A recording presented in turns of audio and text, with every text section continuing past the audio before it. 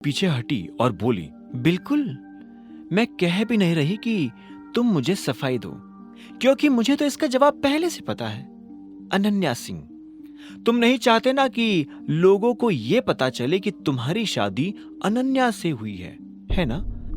वही तुम्हें खिला रही है, पिला रही है, कपड़े दिला रही है, तुम्हारा खर्चा उठा रही है। इनफैक्ट होटल का बिल भी तो तुमने उसी के पैसों से भरा था।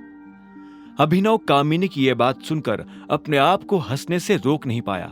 उसने कहा, क्या क्या सच में तुम्हें ऐसा लगता है? अभिनव हंसते जा रहा था। उसे हंसता देख कामिनी भी मुस्कुराई और बोली, पीछे देखो, वो तुम्हारा इंतजार कर रही है। मैं अपनी जिंदगी में पहली बार देख रही हूं कि कोई मालिक अपनी नौकर का इंतजार कर रहा है। मालिक को ज्यादा इंतजार करवाना भी किसी बदतमीजी से कम नहीं होता है। इसलिए जाओ, वरना उस कंपनी से भी निकाल दिए जाओगे। इतना कहते ही कामिनी फिर से अंदर जाने लगी थी। सिर्फ कामिनी के मन में ही नहीं, सभी के मन में यही गलतफहमी थी कि अभिनव का सारा खर्च अनन्या उठाती है। पर अभिनव अपना सच जानता था, इसीलिए उसने कामिनी की बातों को अपने मन पर से झाड़ा और मुस्कुराते हुए अनन्या की तरफ बढ़ने लगा। हेलो, अभिनव ने अनन्या से कहा। अनन्या ने उसे एक सेकंड के लिए देखा और फिर गाड़ी की चाबी उसकी तरफ उछाल दी। अभिनव ने उसे देखा, फिर चाबी को देखा और फिर से अनन्या को देखते हुए बोला, यह किस लिए? प्लीज, ये एक्सपेक्टेशन तो बिल्कुल मत रखना कि मैं गाड़ी चलाकर तुम्हें घर ले जाऊंगी। ये काम पति करे तो ज्यादा ठीक है। वैसे भी पतियों को ये काम करने में बड़ा गुरूर महसूस होता है।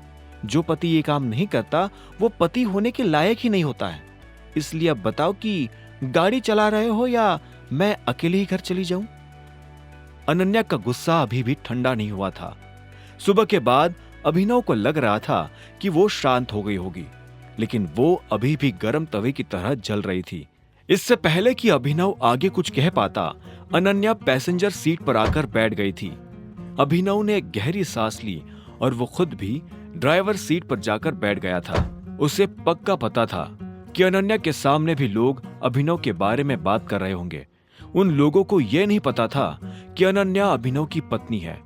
ऐसे में वो जैसे ही गाड़ी में बैठा तो अनन्या ने उससे पूछा, अब तुमने इस बार क्या किया अकरम सर के साथ? क्यों निकाला उन्होंने तुम्हें नौकरी से? अभिनव महसूस कर रहा था कि अनन्या गुस्से में अंदर तक जल रही थी। इससे पहले कि अभिनव उसकी बात का जवाब देता, खुद अनन्या ने कहा, तुम्हें क्या लगा था वो हर बार तुम्हें फेवर करेंगे? तुम गलत पर गलत करते जाओगे और वो तुम्हें माफ करते जाएंगे। भूलो मत, तुम उनके दोस्त के नहीं, उनके ड्राइवर के बेटे हो।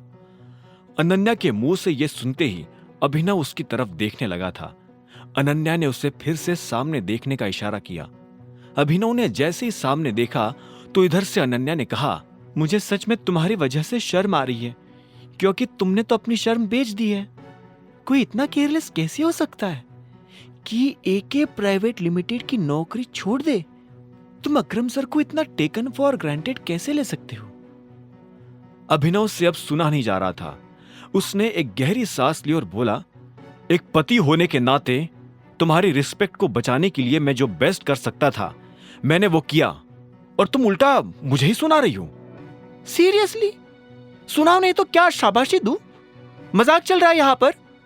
अगर तुम्हें लग रहा है कि अब तुम जो करोगे वो मैं चुपचाप झेलती रहूंगी तो तुम गलत हो।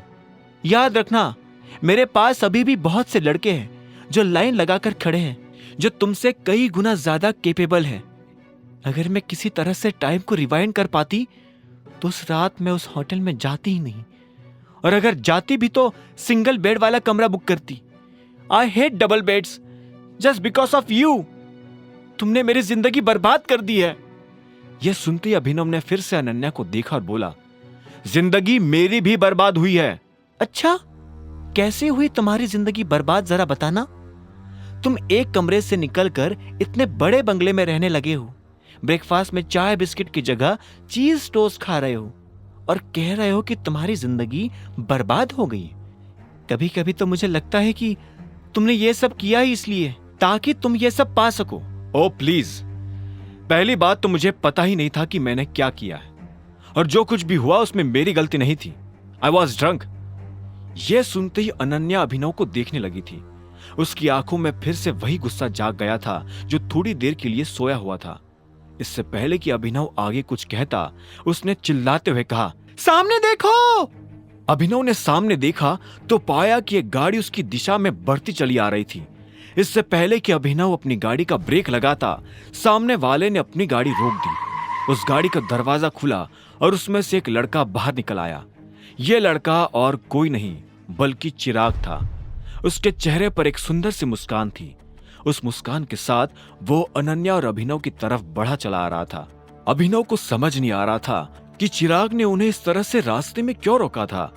अब आगे क्या होने वाला था?